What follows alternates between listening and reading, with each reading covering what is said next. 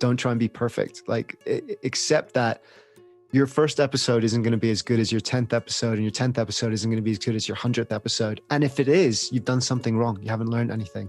So I do say, like, you've got to be tight. You know, don't be afraid to put yourself out there at the same time, and just begin. That beginning is the hardest spot, but then once you've begun, you've realized, oh, that wasn't too bad. Just begin, understand that you're going to get better at it. That's the process for everyone. What kind of gear are you using, or just an idea of what basic gear people need for a podcast? With podcasting, it's simple, right? You have a microphone and, you know, a software that you use. I use Logic, which is the music producing software, but, you know, and Audacity has some it's a software that's specific to podcasting. So it has some really nice features, but I think for me, Logic is just a much more all-encompassing, but you can use a variety of things, Ableton, all sorts of stuff. And I don't have a good mic. I really want to upgrade my mic. I don't have an expensive mic. I spent like $20 or something on this microphone. But what I do is, where I am now, I'm in my office. But when I record, I actually have this like really small walk-in wardrobe, and I cover it in sheets. I hang sheets everywhere, all around it and on top. So I'm completely covered in this soft environment. And the recording environment you use, and because of that, I get a really good sound, even though it's a cheap mic. But if you were to go with a really good mic in a really bad environment, I'd probably still get a much better sound than you, because the room in which you record is as important or more important than the mic you use. You can't have hard surfaces. You don't want lots of windows. You don't want lots of corners, because what happens is the sound just bumps off all of those things, creates a ton of echo and a really kind of harsh sound. So what you want is soft surfaces, a smallish environment, not too small because that makes your voice really kind of small and contained, but a smallish environment, like a kind of walk-in wardrobe or a small. And so I would aim to do something like that. Don't spend a ton of money. Use a pop filter. Pop filters are really important because otherwise you get that plosive sound when you say P's and T's. And that's really hard to edit out afterwards. So use a pop filter and get your environment right. And most of the time that's good enough, you know, but make sure that you have, and we can get into this as a bigger question, but make sure that you put that into some kind of software, some kind of editing system where you can then clean it up. And the level at which you clean it up, I think is really important, and where a lot of people fall down. They don't do enough of that. Yeah, a lot of people might not understand it. And if you don't, find people that do, pay them a little bit of money, or just go down the road, get yourself a nice software, teach yourself well. And the whole environment around you, another advice, like go to the bathroom before. You might have to leave the environment. Distractions, noise, light changing in the background. You have to use headphones. Otherwise you get, especially if you're doing an interview with someone online, because otherwise you get this terrible echo that you really can't cure. A lot of these, and that's really boring for someone to listen to, right? So you need to take out all of that stuff. And then all the distracting noises. Like if I kind of accidentally click the microphone, you need to take that out, right? So you're never going to be perfect at it when you start, people, and don't stress too much on it. Just keep working forward and watch how your show progresses, and have a professional environment for your guest. Be ready to launch everything. Let them know exactly what you're up to, questions you're going to be talking about, what the trade is, clarity. A lot of communication is really good. But if you actually get your interview transcribed, and then that means, you know, you have that text in front of you, it can become quite obvious what needs to be cut out. And you can read through that text and highlight the bits that work. And then you have something to base that off of, right? Then you can go back and make those edits in a much easier and more efficient and quicker way. I guess one of my number one things is preparing. I know if I put the time in and I prepare as well as I possibly can, then I'm giving myself the best shot at success. And you might not have the most experience. You might not have all the knowledge yet. You might not have, you might still have things to learn about public speaking or speaking into a microphone. But the one thing you can control is that you prepare the best. Like by listening to this and watching this, that's part of that preparation, right? You're learning, you're studying the craft. Yeah. And just the other thing to add to the interview thing is listen, be a good listener and be curious. That's really important. Like the worst interviews are you have 10 questions, you ask question 1, they answer, then you ask question 2. That's a bad interview, right? A good interview is flows. A good interview becomes like a conversation, and that works by being a good listener and by being curious by the things that you hear and inquiring after them. Artwork, I get someone to do your logo for you. Logo is super important. That's the thing that makes you stand out in a very crowded field. That's the one thing people see, and they make a lot of judgments off that, consciously and unconsciously, right? And then I always try to like a poster for each episode that I put out.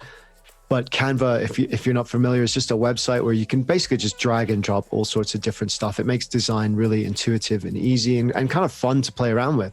And then the other piece of content that I do, which is kind of tied to artwork, is I try and do these AudioGrams, which are like short audio clips from the episode. So they're almost like a movie trailer, right? And so it's like don't do more than 30 seconds, and just choose 30 seconds where that guest says something awesome, something funny, something valuable. The ideal plan, I think, is to gather that content together, to put some great content that promotes your episode every day for that week or that 2 weeks or whatever it is.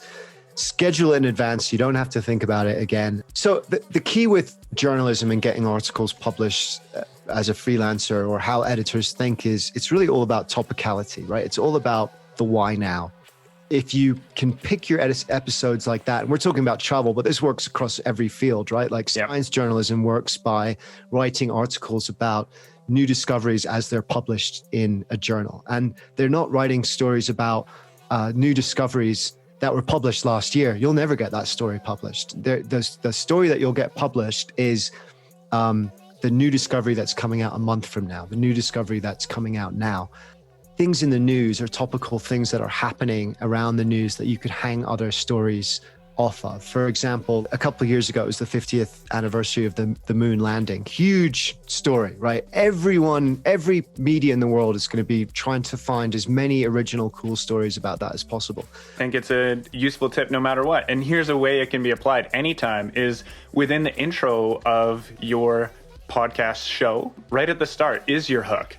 And you can convince people why it's relevant now. Whatever the thing is, ancient Egypt, making a grilled cheese sandwich. They don't want it to be totally vague, but then you have to tease it a little bit. You can't give them all the information in that first intro. Otherwise, what's the point of listening to the rest of the show, right? And it's all about building your tribe, the people that really care about what you do. Once you get a few of those are the people that are spreading the word. Those are the people that are doing the word of mouth. And the way you get those super fans is not just by producing really great content. It's by producing really great content. And then when they try and engage with you, you engage back. Like if someone sends me an email or signs up to my newsletter, I always take the time to respond personally to that. Even if it's just a couple lines, it deserves a personal response. It deserves a genuine thank you. Here's a big topic that's probably going to light people's eyes up. Money. How do you make money? I think the reality is you have to get to a certain level before it makes any sense whatsoever. Well, let's talk about getting, I guess you can reach out to sponsors, or they may reach out to you if you're lucky. There's monetizing through online, through Spotify or YouTube, monetizing online. But there's also what seems to work well is direct contact with businesses and advertising a product that you respect and love, just like you should be loving your podcast. You should love what you're trying to sell. The other side of it is selling things off the back of what you do that are of value to your audience, right? So who's your audience? What do they need? And how can I serve them? How can I provide for them? And if you can do that, then I think you can monetize it in a way. And, just a shout out, a company that I've worked with called Pod-divy. So I love this company because what they do is they gather together networks of smaller and medium-sized podcasts, like band together to sort of attract really, really big advertisers. Yeah, and I should say about advertising as well. There's a lot of other companies in Pod-divy that will source adverts for you and sponsorship for you, and of course you have to give them a cut for that. Build the audience first, and then look to monetize it after that. From you as a personal level, what is it you want to communicate? What is it you want to say? And then also like, what's your elevator pitch to your audience, right? Like you have to have a sentence that says what it is and work out where your gap is. Where is the gap in the market and how can you do it differently? And then begin that podcast with that vision absolutely clear. If 100 people are already doing that vision and those 100 people have been doing it for 10 years and they've got millions of downloads, it's going to be really, really hard for you to break in. Who are you distributing with? This is, how do you get your podcast out there, the finished product? Hosting a podcast is easy. There is absolutely nothing technical about it. There's great services out there. I use Buzzsprout.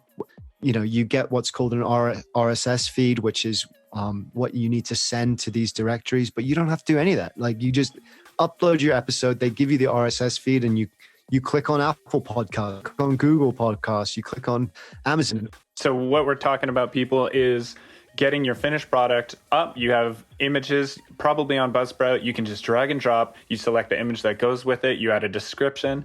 And after the process of having an RSS feed, the RSS feed you give to Spotify, to Apple, to Google. This feed constantly reminds, if you add anything to Buzzsprout, it will send automatically to all these distributors. And this is how you get your podcast onto the professional services.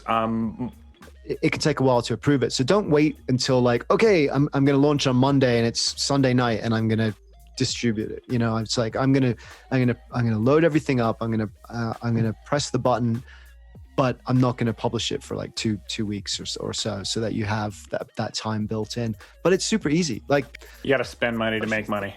You got to spend money to do most things. I just started this really. The trick is, right, let's say you create 2 posters, right? You put both those posters out, but you don't invest very much money in it. You put like maybe $10 in it. And that's the other thing, is micro amounts, right? Test what content performs better. And this other poster, well, 2,000 people clicked on it, 400 people made it to the landing page, and 50 people subscribed to it. So that poster is the poster that works. And then you put the money into it. Then you put $100 into it when you know that content speaks to that group. And then if you can tie that with Google Analytics, so that you create a specific landing page on your website.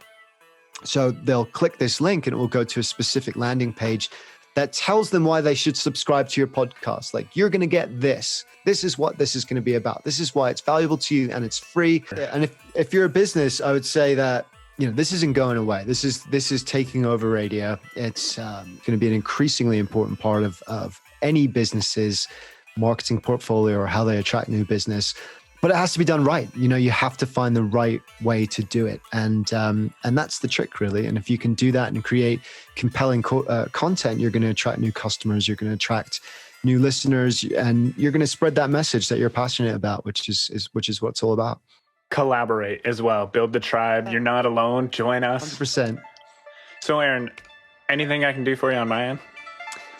Oh man, just, you know, I would love to hang out with some of your listeners and viewers as well. So just come and hang out with me at the Armchair Explorer podcast. If you like travel and adventure, we're going to get on well. So yeah. That's how I got recommended to you. Great. Already. Oh, thanks, man. Yeah. Mutual podcast listener. Yeah, come and hang out. We'll have some fun.